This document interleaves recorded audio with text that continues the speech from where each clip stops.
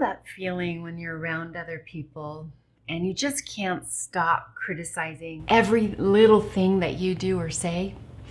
Or when you're alone and you can't calm down because you're too worried about what will happen the next time you're in a social situation? Or you're kicking yourself for something that you did that really shouldn't be such a big deal? Or how about when you know there's no one around who's going to hurt you, but you can't seem to let yourself trust? And mistakes, they feel like the end of the world. And you wonder why it seems like everyone else is comfortable in their skin and they know how to be around people, but you've just never been able to fit in. Hey there, I'm Tamara Ridge, the therapist that's been there. Before I healed my childhood trauma, I internally overreacted to everything, to myself, to other people, even to made up imagined circumstances that hadn't even happened yet.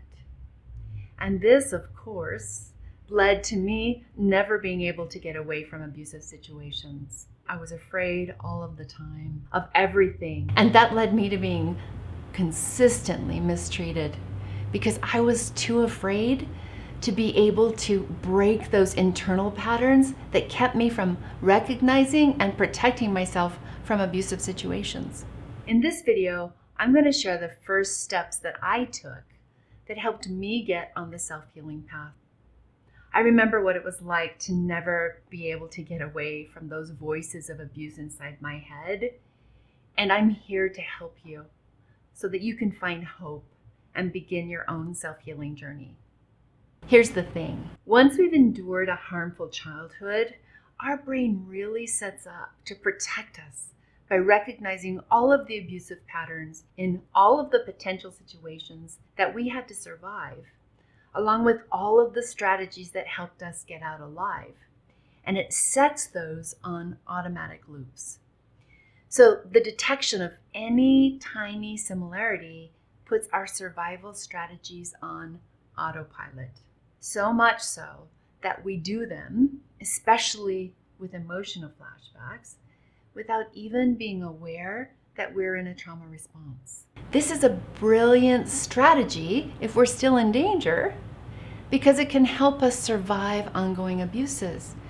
But it is a double-edged sword. First, it keeps us in abusive situations, often relationships and circumstances that we don't even see as harmful, because we're wired to survive, not to heal when the trauma brain is on automatic. So we don't see harmful behavior from others as abusive, or we blame ourselves and take too much responsibility for fixing things that aren't even ours to fix. The second way that it's a double-edged sword is that it keeps us from responding in healthy ways when we're actually safe. The trauma brain is just too good at taking over, at the perception of the smallest similarity to our past that feels like a threat. So the first thing we have to do is to shift this situation so that we really get clear about whether or not we're actually safe in spite of what the trauma brain is saying. And how do we do that? Well, every time one of those situations, discomforts, or fears shows up, like the ones I talked about at the beginning of this video, you have to ask yourself this question: am I actually safe right now?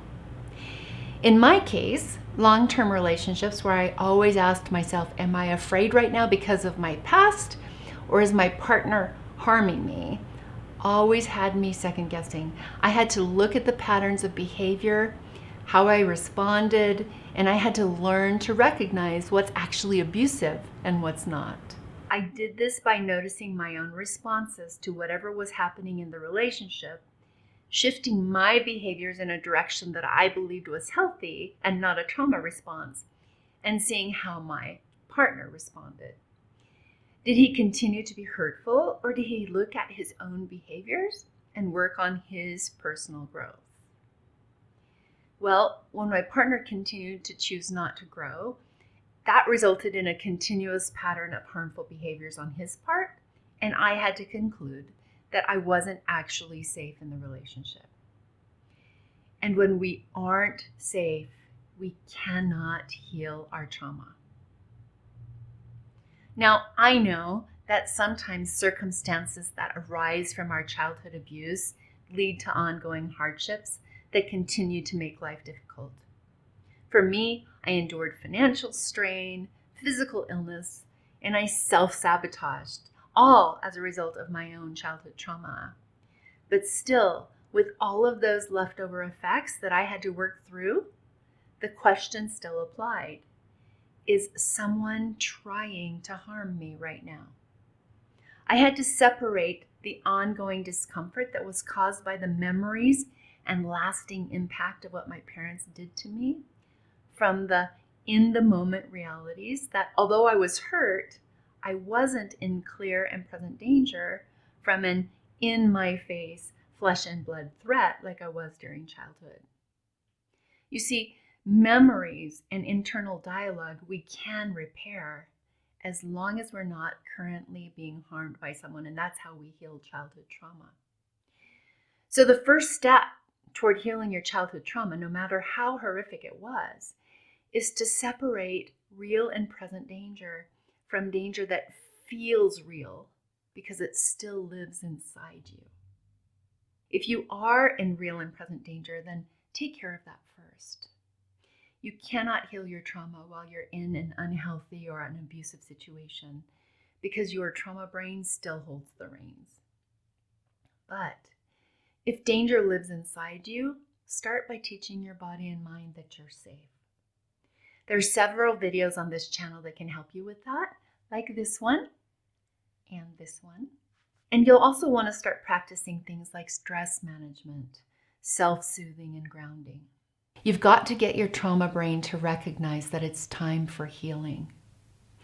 You can also do that with a good EMDR therapist who specializes in attachment trauma. Subscribe and hit the notifications button if you want to catch more information on attachment trauma focused EMDR in the future in the videos that are going to be coming out. When my channel grows large enough, it takes about 1,000 subscribers, I'll be teaching stress management and sharing my Foundations for Healing groups there in the community section. But until then, you can find all of my courses for healing after childhood trauma and how to go deeper in what I've taught today by joining me in my private online community, Trauma Free Nation. The link is in the bio.